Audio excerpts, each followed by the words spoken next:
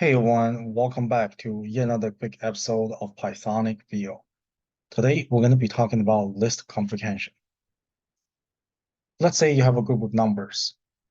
You can use print statement to verify the item of the groups.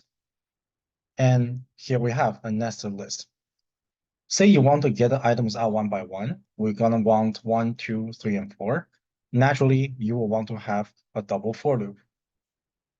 So for G in groups, for element in G, we then want to print out the element. If you run this, you will get 1, 2, 3, 4, just like that.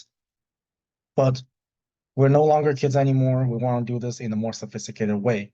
So the solution right there is to use list comprehension.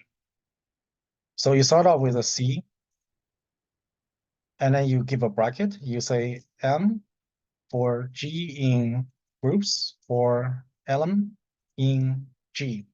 This will give you the item that you want. And here we go. We have 1, 2, 3, 4 in a list instead of in a nested list. However, this line of code is a bit more difficult to read. What are we talking about here, right? There's a 2 for loop in a line. There's a hack to write this, and that is to write this in the same order as the double for loop. So let's rewrite this line of code. Elm for G in groups for Elm in G.